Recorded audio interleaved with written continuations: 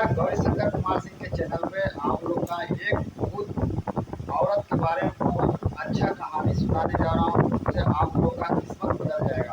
आप लोग सुनिए और बताइए कमेंट में कैसा लगा कहानी हमारा। और कहानी सुनने से पहले आप लोग हमारा चैनल के सब्सक्राइब नहीं किए तो सब्सक्राइब कर लीजिए और देखना मत भूलिएगा। मैं बहुत शानदार कहानी सुनाने जा रहा हूँ। एक कहानी पूरा हकीकत है, आप लोग सुनिए और मजा लीजिए। और चैनल को मेरा सब्सक्राइब नहीं किए तो सब्सक्राइब कर लीजिए। चलिए लाइन पे बने रहिए, पूरा अंत तक ये मेरा वीडियो सुनिएगा।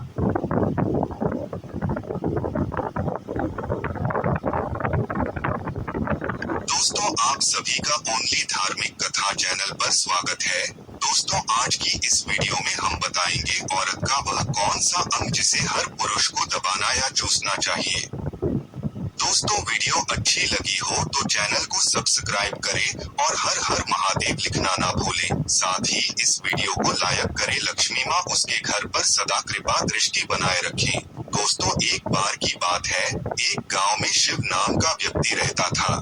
वह अपनी पत्नी से बहुत ज्यादा परेशान था क्योंकि उसकी पत्नी बात बात पर हमेशा उसे ताना मारा करती थी। तुम्हारे पास है ही क्या? घर में खाने तक को कुछ नहीं है।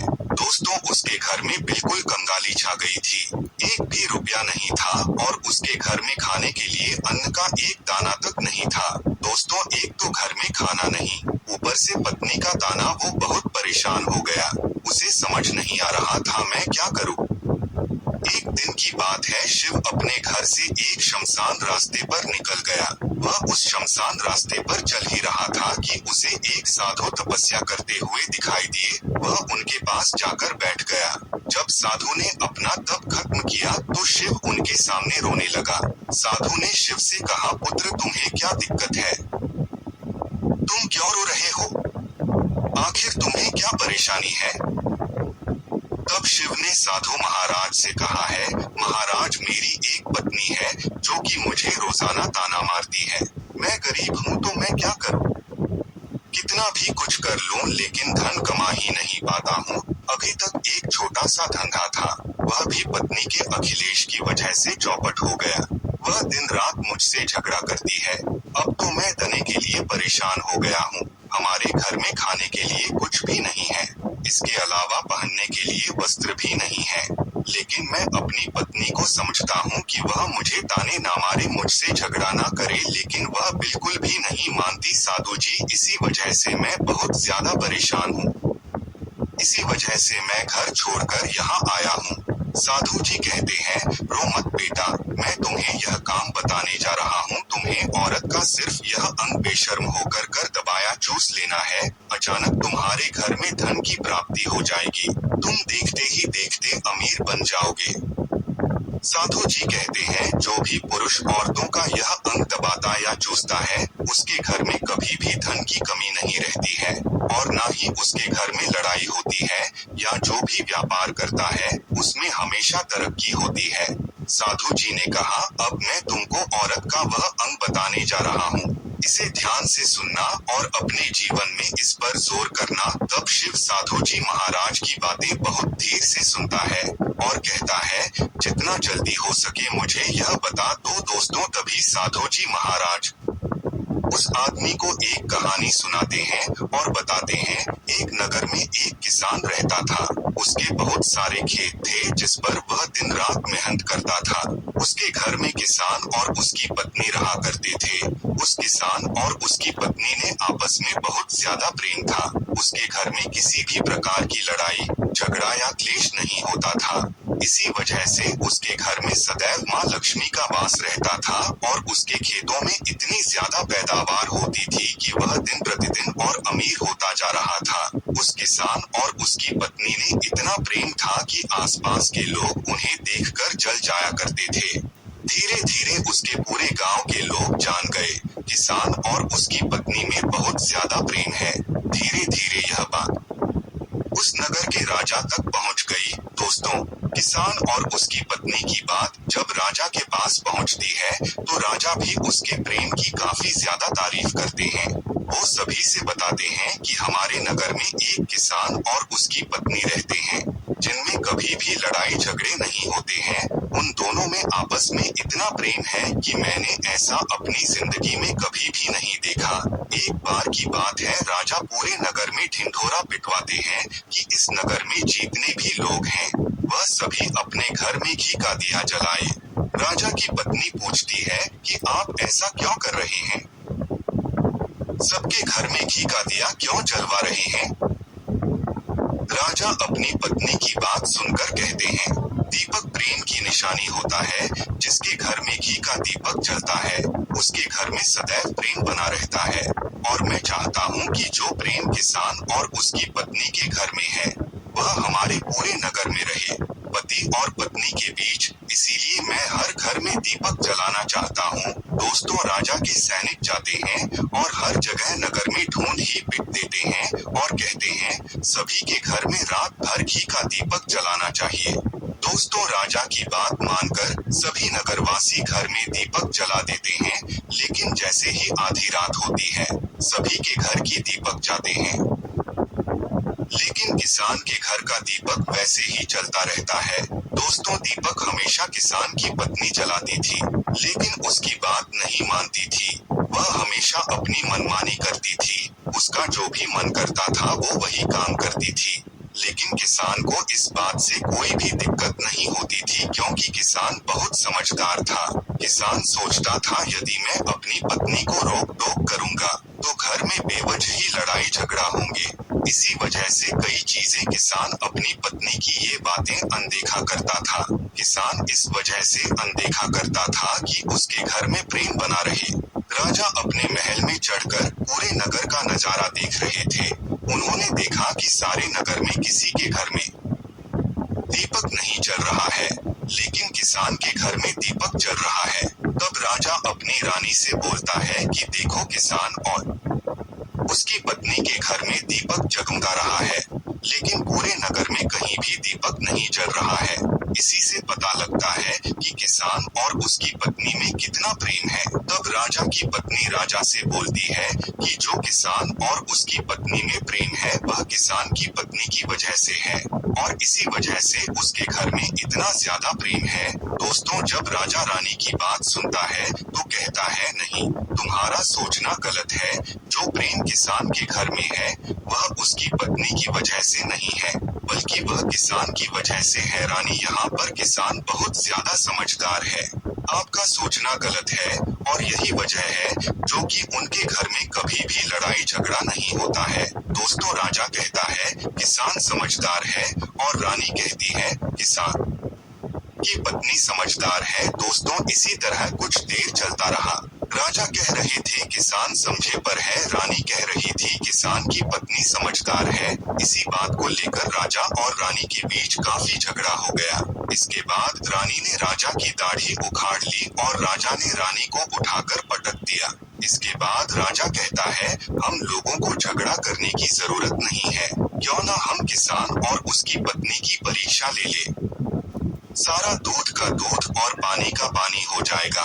लड़ाई करने के बाद इस बात पर राजा और रानी दोनों सहमत हो गए और दोनों की परीक्षा लेने के लिए तैयार हो जाते हैं। तब राजा अपने महल में जाता है और एक पुरुष सैनिक को बुलाता है और पुरुष सैनिक से बोलता है कि तुम किसान के पास जाओ और जो प्रश्न मैं तुमसे बोल रहा हूँ वह तुम किसान को बोल देना। वह पुरुष सैनिक बोलता है, ठीक है महाराज। वह पुरुष सैनिक राजा की बात सुनकर किसान के पास जाता है। उस समय किसान की पत्नी खेतों में गई थी, लेकिन किसान की कुछ तबीयत ठीक नहीं थी, इस वजह से वह खेतों पर नहीं गया था।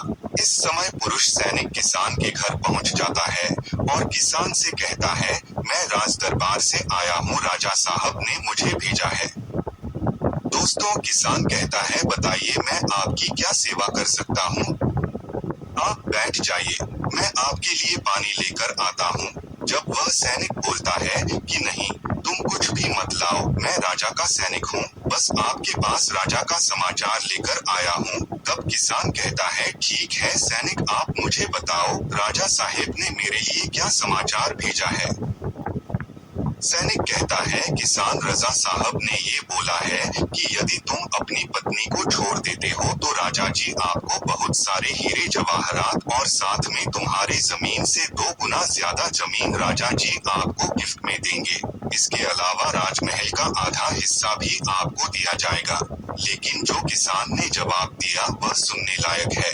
किसान ने कहा राजा जी अपना पूरा राजमहल मुझे क्यों ना दे दे, लेकिन मैं अपनी पत्नी को नहीं छोड़ूंगा, जाओ और अपने राजा से कह दो किसान ने ऐसा कहा है।